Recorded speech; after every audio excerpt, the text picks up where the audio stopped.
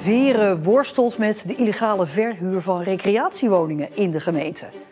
Op de duur ben je bang als je de krant openslaat voor de volgende rechtszaak die Veeren verliest. En dat vind ik ook wel echt een probleem. Het lijkt wel alsof de juridische kennis in de gemeente Veeren niet groot genoeg is om dit probleem aan te pakken. En verder in deze Zeeland nu. Reizigers vinden Middelburg station verpauperd. En leuren met je spullen in Sas van Gent.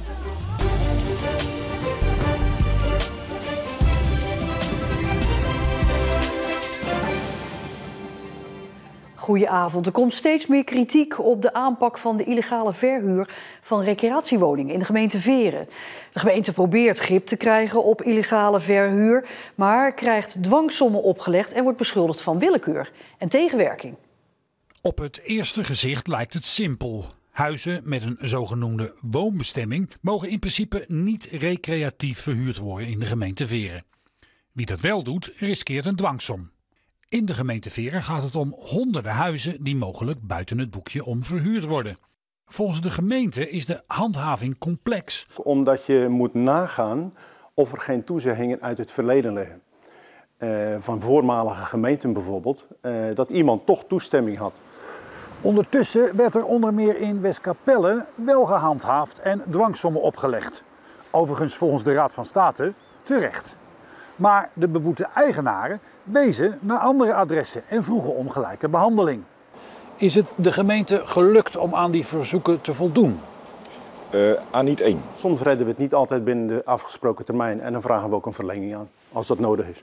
Daar stelt men zich op het standpunt dat je alleen maar kunt constateren of een woning wordt verhuurd aan de verblijfsrecreanten als je daadwerkelijk daar mensen in die woning aantreft. Terwijl het natuurlijk veel simpeler is. Je stapt gewoon bij een verhuurkantoor binnen en je zegt mag ik uw administratie zien? En dan heb je er gewoon gelijk 100 te pakken. Nee, maar dat doen wij ook. Wij vragen ook bewijzen op bij de betrokkenen. De rechter maakte onlangs gehakt van het getreuzel van de gemeente. En dit keer moest Veeren dwangsommen betalen. De cliënten van Bram van Leeuwen voelen dat ze tegengewerkt worden. En Van Leeuwen zelf vond daar een voorbeeld van. Bij een van de adressen voerde de gemeente aan al maanden te wachten op informatie die aangevraagd was bij het Zeeuws Archief.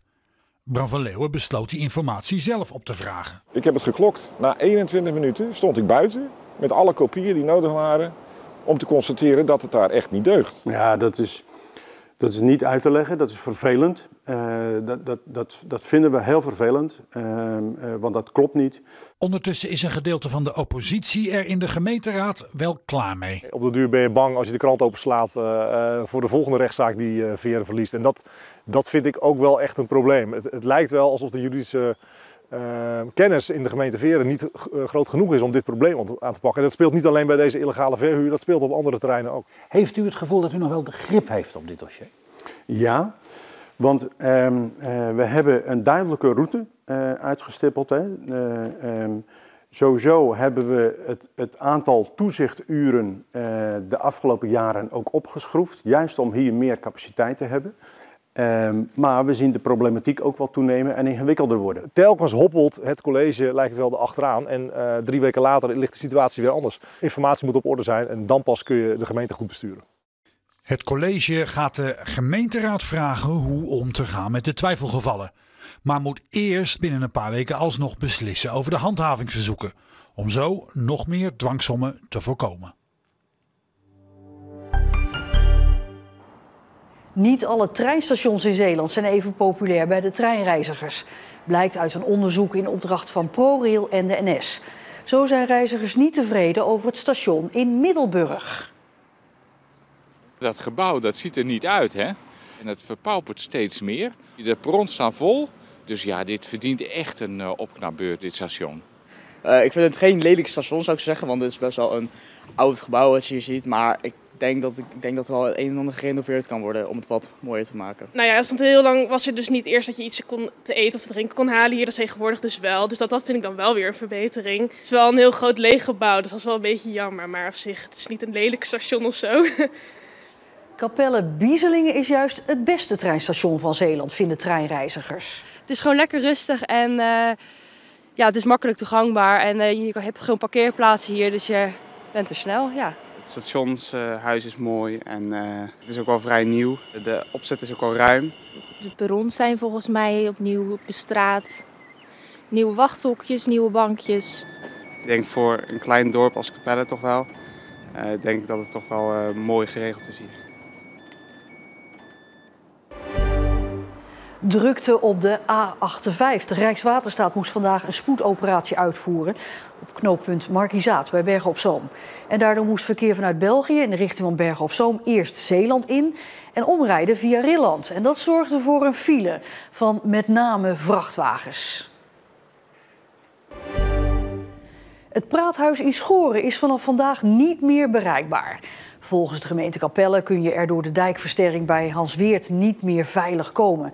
En daarom haalt de gemeente het Praathuis binnenkort weg. En over 2 jaar komt er dan een nieuw praathuisje bij Schoren voor terug. Bij de Oosterscheldekering liggen al jaren enorme bergen met stenen. En waar die stenen dan voor dienen, werd duidelijk toen begin dit jaar een telefoontje binnenkwam bij Rijkswaterstaat in Zeeland. Het dreigde mis te gaan door wateroverlast in Limburg. En of die stenen dan maar zo snel mogelijk naar Maastricht konden komen. Wie er wel eens langs rijdt, heeft het zich misschien al eens afgevraagd. Waar zijn toch die bergen stenen voor op Neeltje Jans? Er ligt hier zo'n 90.000 ton opgeslagen en ze liggen er in allerlei soorten en maten. Deze stenen die liggen hier sinds de bouw van de Oosterscheldekering en eigenlijk liggen ze sindsdien er werkloos bij. Ze liggen hier om te gebruiken bij calamiteiten. Dus stel er is een storm en er is wat schade aan een waterkering, dan kunnen deze stenen worden ingezet. En dat gebeurt niet vaak. Als de telefoon gaat voor deze stenen is er wat aan de hand. Zoals begin dit jaar in de buurt van Maastricht. Wij werden benaderd door onze collega's uit Limburg. Die hadden wat stenen nodig en ze hebben in totaal hier zo'n 1200 ton stenen weggehaald om in Bosselveld te gebruiken. En waarvoor zijn ze daar gebruikt? Ze hebben daar een tijdelijke dam gebouwd, omdat de overlaaddam schade had. En die dam is opgebouwd met stenen hier vandaan. En zo zag het eruit begin januari bij Maastricht. Een zogenoemde overlaaddam kon het vele water niet meer aan. Zo'n 30 woonboten vlakbij de dam moesten geëvacueerd worden. Een deel van de Zeeuwse stenen is met Chinook-helikopters van Defensie op hun plaats gelegd. Daarmee is het gat in de overlaaddam gedicht. Daarnaast is er gewerkt aan 2 nooddammen, zodat Rijkswaterstaat de overlaaddam beter kan repareren. Maar waar komen deze Zeeuwse stenen eigenlijk vandaan? Het zijn geen Zeeuwse stenen. Deze stenen komen uit verschillende groeves, vanuit verschillende landen. Duitsland, Noorwegen, België. En daarna hier een tijdje in Zeeland opgeslagen en nu liggen ze in Limburg. Een klein deeltje ligt nu in Limburg, maar we houden ze hier goed op voorraad. Limburg met al zijn steengroeven. Was er nou niet dichterbij een steenvoorraadje te vinden of is dit gewoon een unieke verzameling? Nou, het grote voordeel is, je kan ze meteen komen halen. Maar ik begreep dat er ook groeves zijn aangesproken en van daaruit stenen zijn geleverd. Maar dus ook 1200 ton Zeeuwse stenen. Die stenen komen niet meer terug, maar er is wel afgesproken dat de voorraad weer moet zijn aangevuld voor het volgende stormseizoen begint. Want beter mee verlegen dan onverlegen. En moet je van je rommel af, dan ga je naar de Leurmaandag in Sas van Gent. Voor een habbekrats verkopen carnavalsvierders onbenullige spullen om een extra zakcentje te verdienen. Maar het gaat vooral om de gezelligheid. Na een weekendje carnavallen stonden ze hier alweer bij tijds op straat om te handelen. Wij verkopen ballen gevuld met noten om een vrolijke noot tijdens onze ballentent te geven aan de mensen. De meeste spulletjes worden verkocht voor 50 cent, maar deze Zeeuwse boerinnen pakten net iets groter uit. Wij wouden een keer echt iets blijvends aanbieden voor de Sasse carnavalsvierders. Daarom zijn we op de tegeltjes gekomen. Al jarenlang wordt er geleurd op de maandag na carnavalsweekend. Het is een echte traditie geworden. Het is ontstaan vanuit vroeger dat je op maandag eigenlijk weinig weer te besteden had. Dus iedereen probeerde net iets te verkopen. En met dat geld wat ze dan nog hadden, konden ze dan 's middags weer iets te drinken kopen. En daarom hoort het gewoon erbij. Toch wordt er maar weinig verdiend door de leurders. Want het is hier ook al snel van, dan ruilen we even of dan kijken we even door de vingers. Maar het is alleen maar leuk natuurlijk. Ja, 's maandags is de leukste dag eigenlijk, met het leuren. Waarom vindt u het leuren zo leuk? Omdat allerlei mensen heel dingen uitvinden en versieren en doen. Na het leuren was het weer tijd voor feest. Morgen is de laatste carnavalsdag in Sas van Gent.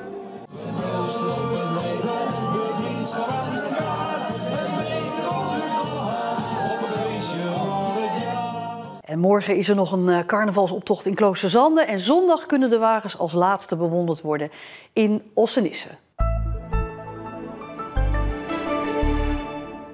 Op een klein buitje in de Beverlanden na was het een zonnige dag. Met temperaturen tegen de 10 graden aan voelt het al een heel klein beetje als lente. De komende dagen die zijn wat wisselvalliger, maar het wordt wel warmer. En behalve dit korte weerbericht krijgt u straks aan het einde van ons half uur altijd het uitgebreide weerbericht van onze weerman. En dat uitgebreide weerbericht vindt u ook altijd op onze site en op onze app met een uitgebreidere blik op de komende dagen. Tot zover dus deze Zeeland Nu op deze maandag de 12e. Nog een hele fijne avond en graag tot morgen.